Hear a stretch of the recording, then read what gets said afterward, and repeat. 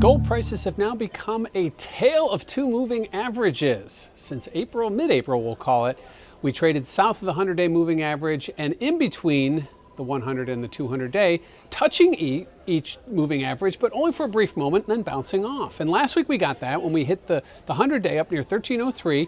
We reversed it quickly over the last three sessions. Really, we'll call it about $35 decline in gold prices down towards the 200-day moving average. And we didn't quite get there.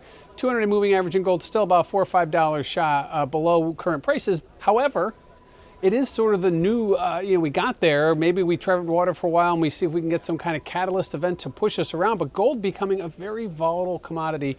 It has a very volatile commodity, but it's becoming even more evident that it is as we see what's happening in the equity markets and in the treasury market and in the gold market. They're all kind of trading all around each other, but sometimes out of sync, and this is one of those times that we're seeing that.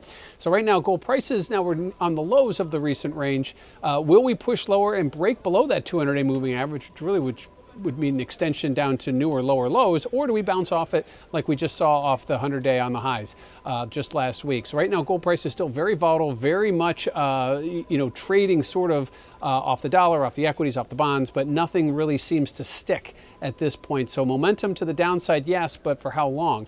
And if you look at the dollar is just below the year-to-date high. So while the dollar has been trading off news between the U.S. and China, whether it's geopolitical risks in the Middle East, whether you're talking about U.S. economic data here, the strength of the dollar seems to have maybe been muted a little bit as Fed officials are now talking about no rate cuts in 2019.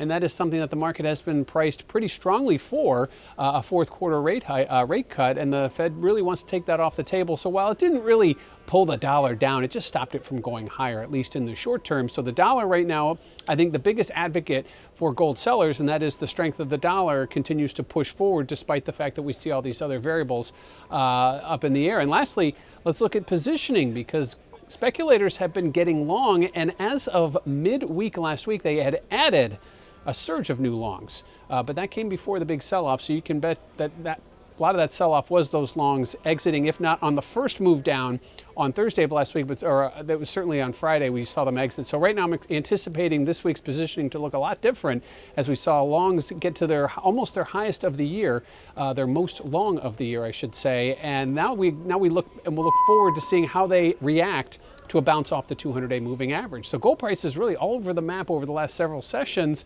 really focusing now more on a bear trade, but we are running into that 200-day moving average, and that will be a significant level to push through. Otherwise, we could be seeing a range-bound trade, at least until the next catalyst event, which could be March FOMC minutes later this week.